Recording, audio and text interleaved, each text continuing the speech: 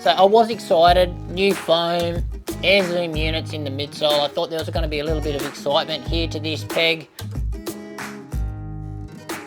So it's been a long time since I've really enjoyed a run in the Nike Pegasus. This is the new one. This is the Pegasus 41, and these are my first impressions. But before we get into it, massive shout out to my #1 running store, the Running Company at Geelong. I've got a link to their website in the description. Make sure you go check out that and check out all their running gear. And also, guys, if you want to support this channel and you haven't done so already, make sure you hit that subscribe button. So checking out our quick specs here. Now this is a neutral daily trainer, so it's Nike's workhorse. It's been around forever. Price wise, $200 here in Australia, $140 in the US.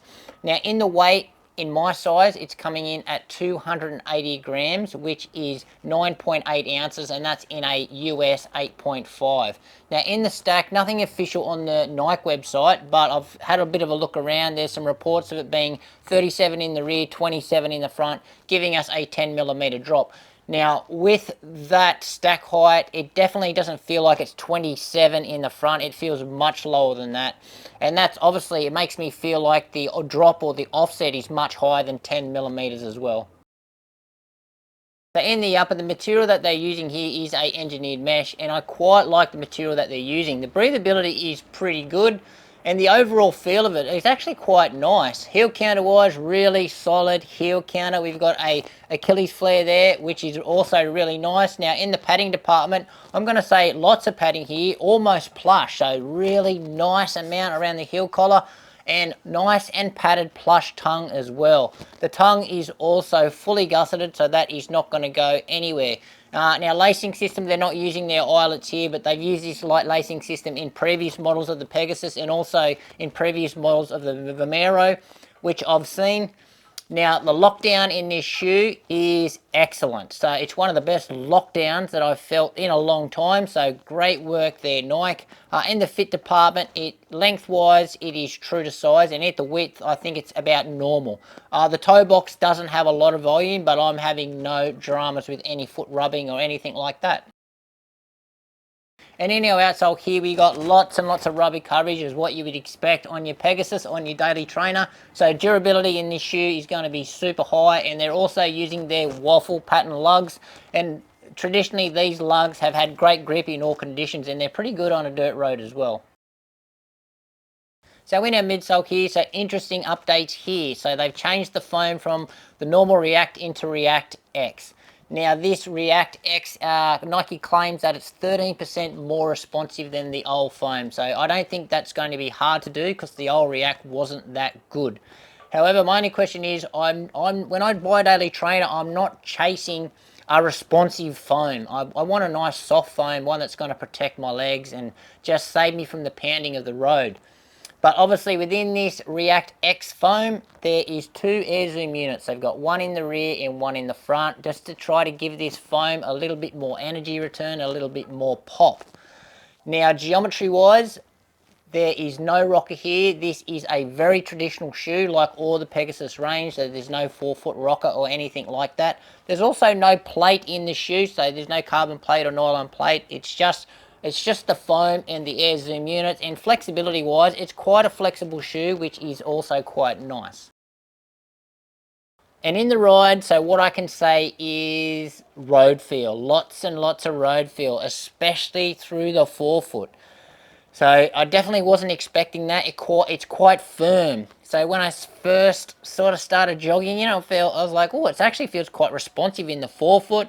I played around with it and picked up the pace, and it's not actually that responsive in the forefoot. It's just, yeah, there's just not enough cushion in the front, and it really feels like this huge wedge in the shoe that's sort of tipping you onto the foot. So it's taking a little bit of the brunt, but for me, I'm feeling a lot of the brunt. This offset, this really high offset, is just pushing me onto the forefoot, where I feel there's just not enough cushioning, and it just feels firm. So and I'm actually looking for a little bit more bounce, a little bit more enjoyment, especially in my daily trainer. I want it to take the pounding out of the legs, and I feel like my legs are just getting pounded. So I'm not sure if I'm getting soft because I'm used to running in all these daily trainers these days that are nice and soft and squishy and are quite fun to run in. Then you get something really traditional like this, and it's like, oh, it feels like you're stepping back in time. But anyway, in the rear though, there is a little bit of bounce and cushion through the rear, but for me in my foot strike, it pretty much, it just feels like my heel's too high off the ground and all my weight is just going straight under here, under the forefoot. So yeah, that's just my feeling in the shoe. What I do like about the ride though is how it is quite natural. So with this flexibility through the forefoot, I quite like it when the foot does hit and your toes do bend and then you go through your foot strike. I like that feeling of it, and I also like the feeling that it feels quite stable underfoot as well. So it definitely doesn't feel unstable at all, feels quite good.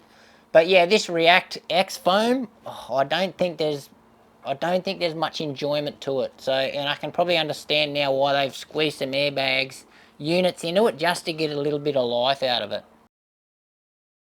So likes in this shoe so far, number one is the upper. So I really like the upper. I love the fit and the lockdown is excellent. And what I'm still figuring out in this shoe is its actual suitability as a running shoe. So for me, it feels more like a gym shoe, like a casual trainer. I don't know if any serious runners or people that run a lot of Ks are going to be reaching for this one or actually enjoy this shoe as their daily trainer. And dislikes in this shoe is the ride. So for me, they need at least another 10 mil of midsole foam in the midfoot to actually qualify this as a proper running shoe. Right, so just wrapping up my first thoughts here. So I was excited, new foam, air zoom units in the midsole. I thought there was going to be a little bit of excitement here to this peg. But yeah, it still just feels like it's not a proper running shoe. So there's much better options out there on the market. Even if you're a Nike fan, they've got the Vomero 17, which is a much better shoe than this, a much better daily trainer. It's got their premium ZoomX foam in it, and it's just heaps more fun. It's going to take the pounding out of your legs. It's durable, just like you want your daily trainer to be. So I don't know why people are going to be reaching for the Pegasus over the Vomero, especially if they're runners. If you're a really casual runner, maybe just a gym goer and you might have one run a week, then the Pegasus is probably going to be okay for that. But if you're one of those, like if you're a pretty serious recreational runner and you're racking up some Ks, you're running most days of the week, then I don't think you're going to get along with this shoe. But that's just my thoughts and that's just my experience. So I'm keen to hear your thoughts on my first impressions review of the Pegasus 41. Are you a Pegasus fan? Let me know in the comments below.